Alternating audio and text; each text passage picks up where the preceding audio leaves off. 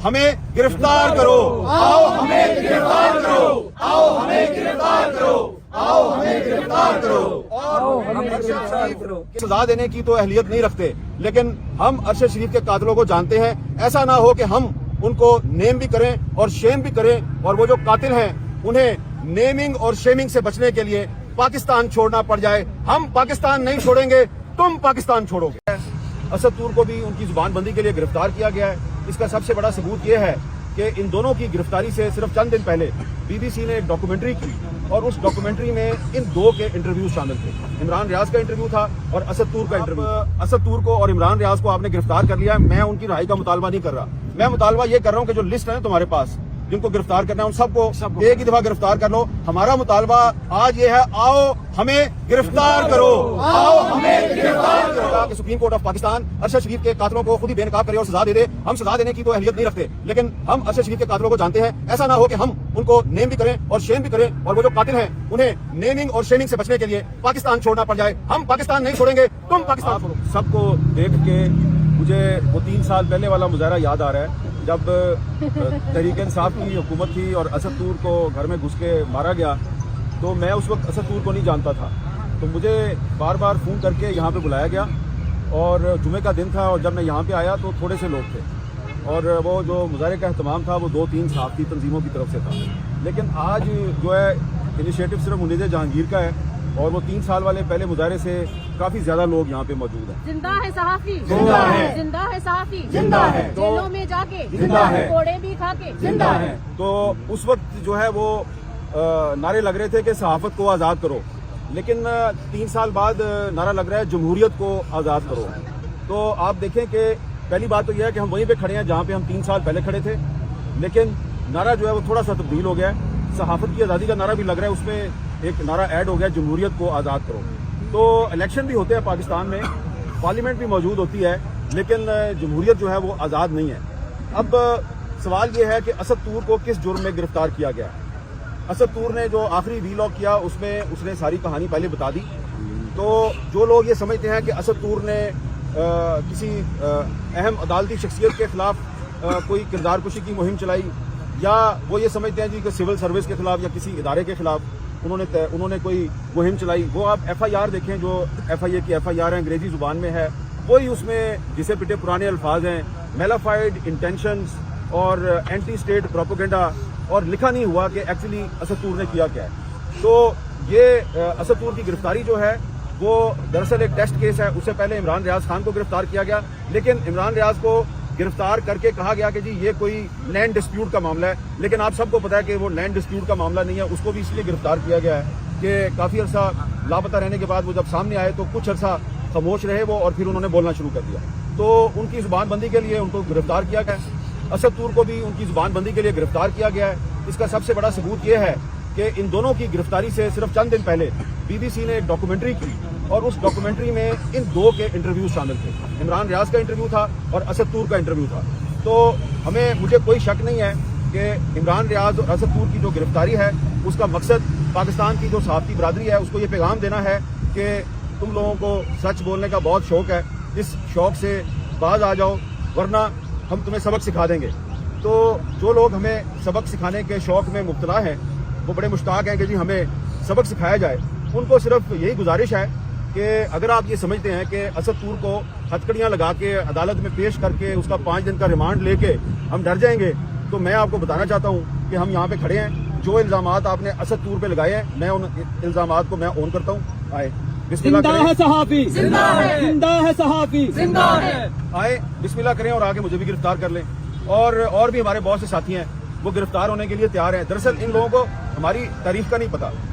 तारीख जो है ना हमारी वो ये है कि जमहूरियत की लड़ाई में सियासी जमातें बाद में आती हैं, सहाफ़ी बरादरी जो है वो पहले लड़ाई शुरू करती है। और इसकी मिसाल मैं आपको दूंगा कि जब 1978 में जनरल ज़ियाउल हक का मार्शल था, तो उसके खिलाफ जो तहरीक है वो जनाब निसार उस्मानी साहब ने और मिनहाज बरना साहब ने शुरू की थी PFUJ के प्लेटफॉर्म से, और MRD ने तहरीक बहाली जमहूरियत उसके 3-4 साल बाद शुरू की थी। और उन्होंने निसार उस्मानी साहब ने और मिनहाज बरना साहब ने गिरफ्तारियां देनी शुरू की थी, वहां से तहरीक शुरू हुई थी।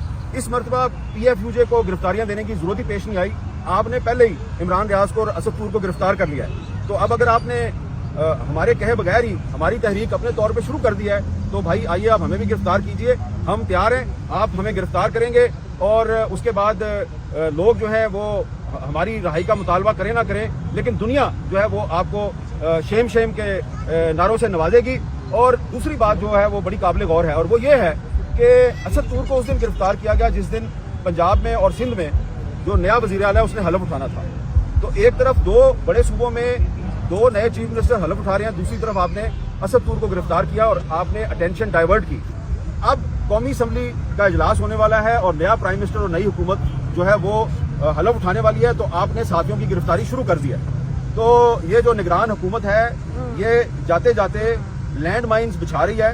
لینڈ مائنز تو ویسے انوار اللہ کاکڑ صاحب کو بچھانی نہیں آتی، ہمیں پتہ ہے کہ لینڈ مائنز بچھانے کی تربیت کس کے پاس ہے۔ تو وہ لوگ جو ہیں وہ انوار اللہ کاکڑ صاحب کے جو کندھے استعمال کر رہے ہیں، اور مجھے کچھ ساتھی جو ہیں وہ انہوں نے پیچھے سے مجھے دبایا ہے، کندھا بھی دبایا، میری بازو بھی دبائی ہے، تو میں جو ہے وہ اس طرف نہیں جاتا، لیکن ہم میں نہیں مانتے، ظلم کے ساتھ ہم نہیں مانتے، ظلم کے ساتھ زندہ ہے صحافی، زندہ ہے صحافی، جیلوں میں جا کر کوڑے بھی کھا کر زندہ ہے صحافی، حامد کی صورت، ارشد کی صورت، عمران کی صورت، زندہ ہے صحافی۔ سب سے زیادہ تو میری اونچی آواز ہے، میری رہائی اچھا، کروانا مجھے چاہتا ذرا ہوں۔ بات اپنی مکمل کرنے دیں۔ تو میں نے بات صرف یہ کرنی ہے کہ کوئی میں اپنی زبان کھولوں نہ کھولوں، لیکن آج پاکستان کے حالات یہ ہیں کہ ہر جو پاکستان کا عام آدمی ہے اس کو پتا ہے کہ اسد طور کو کس نے گرفتار کروایا، ٹھیک ہے۔ اسد طور پہ جتنے بھی الزامات ایف آئی نے لگائے ہیں، ہم ان الزامات کو میں اون کرتا ہوں، آئیں مجھے بھی گرفتار کر لیں، اور آپ نے اور بھی صحافیوں کو گرفتار کرنا ہے، لسٹ کا ہمیں پتہ ہے، ٹھیک ہے، آپ ان کو ضرور گرفتار کریں۔ دراصل آپ ہماری ہی تحریک چلا رہے ہیں، لیکن میں جو وارن کرنا چاہ رہا ہوں وہ یہ کرنا چاہ رہا ہوں کہ یہ جو نئی حکومت بننے جا رہی ہے اسلام آباد میں، یہ اس کے لیے کچھ لوگ جان بوجھ کے لینڈ مائنز بچھا رہے ہیں تاکہ نئی حکومت کی میڈیا کے ساتھ لڑائی ہو، میڈیا کے بعد پھر عدلیہ کے ساتھ لڑائی ہو، اور پھر وہ جو ہے ان کا الٹیمیٹ نشانہ جو ہے وہ آئین پاکستان ہوگا۔ تو ہم نہیں چاہتے، یہ ہمیں پتا ہے کہ پاکستان میں جمہوریت بڑی کمزور ہے، ہم نئی حکومت کے ساتھ کوئی پھٹے بازی نہیں کرنا چاہتے، کوئی لڑائی نہیں کرنا چاہتے، لیکن اگر ان کو شوق ہے کہ جو لوگ ان کے لیے لینڈ مائنز بچھا رہے ہیں انہوں نے اگر ان کے بہاف پہ ہمارے ساتھ لڑائی کرنی ہے تو پھر 100 بسم اللہ، آؤ، ہم نہیں بھاگیں گے، آپ بھاگ جائیں گے۔ اور مطالبہ میرا جو ہے وہ صرف یہ ہے کہ آپ اسد طور کو اور عمران ریاض کو آپ نے گرفتار کر لیا ہے، میں ان کی رہائی کا مطالبہ نہیں کر رہا، میں مطالبہ یہ کر رہا ہوں کہ جو لسٹ ہے نا تمہارے پاس جن کو گرفتار کرنا ہے ان سب کو ایک ہی دفعہ گرفتار کر لو۔ ہمارا مطالبہ آج یہ ہے، آؤ ہمیں گرفتار کرو، آؤ ہمیں گرفتار کرو، آؤ ہمیں گرفتار کرو، آؤ ہمیں گرفتار کرو، اور ارشد شریف کے قاتلوں کی جو انویسٹیگیشن ہے اس کے لیے سپریم کورٹ نے ایک انیشیٹو لیا تھا، وہ معاملہ ابھی درمیان میں ہے، تو بہتر یہ ہوگا کہ supreme court of Pakistan Arshad Sharif کے قاتلوں کو خود ہی بے نقاب کرے اور سزا دے دے۔ ہم سزا دینے کی تو اہلیت نہیں رکھتے، لیکن ہم ارشد شریف کے قاتلوں کو جانتے ہیں، ایسا نہ ہو کہ ہم ان کو نیم بھی کریں اور شیم بھی کریں، اور وہ جو قاتل ہیں انہیں نیمنگ اور شیمنگ سے بچنے کے لیے پاکستان چھوڑنا پڑ جائے۔ ہم پاکستان نہیں چھوڑیں گے، تم پاکستان چھوڑو گے۔ اسد طور کو بھی ان کی زبان بندی کے لیے گرفتار کیا گیا ہے۔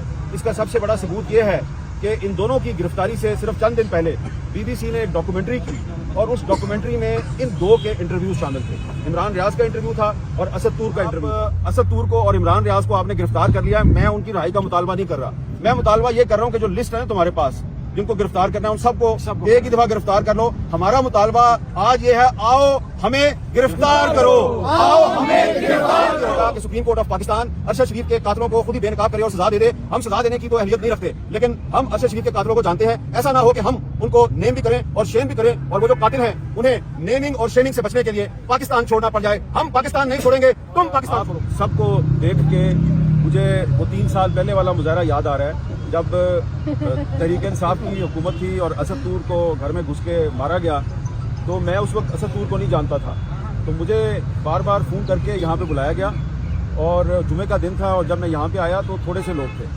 اور وہ جو مظاہرے کا اہتمام تھا وہ 2-3 صحافتی تنظیموں کی طرف سے تھا، لیکن آج جو ہے انیشیٹو صرف منیز جہانگیر کا ہے، اور وہ 3 سال والے پہلے مظاہرے سے کافی زیادہ لوگ یہاں پہ موجود ہیں۔ زندہ ہے صحافی، زندہ ہے، زندہ ہے صحافی، زندہ ہے، جیلوں میں جا کے، زندہ ہے، کوڑے بھی کھا کے، زندہ ہے۔ تو اس وقت جو ہے وہ نعرے لگ رہے تھے کہ صحافت کو آزاد کرو، لیکن 3 سال بعد نعرہ لگ رہا ہے جمہوریت کو آزاد کرو۔ تو آپ دیکھیں کہ پہلی بات تو یہ ہے کہ ہم وہیں پہ کھڑے ہیں جہاں پہ ہم 3 سال پہلے کھڑے تھے، لیکن نعرہ جو ہے وہ تھوڑا سا تبدیل ہو گیا ہے. صحافت کی آزادی کا نعرہ بھی لگ رہا ہے، اس میں ایک نعرہ ایڈ ہو گیا جمہوریت کو آزاد کرو. تو الیکشن بھی ہوتے ہیں پاکستان میں، پارلیمنٹ بھی موجود ہوتی ہے، لیکن جمہوریت جو ہے وہ آزاد نہیں ہے. اب سوال یہ ہے کہ اسد طور کو کس جرم میں گرفتار کیا گیا. اسد طور نے جو آخری وی لاگ کیا اس میں اس نے ساری کہانی پہلے بتا دی.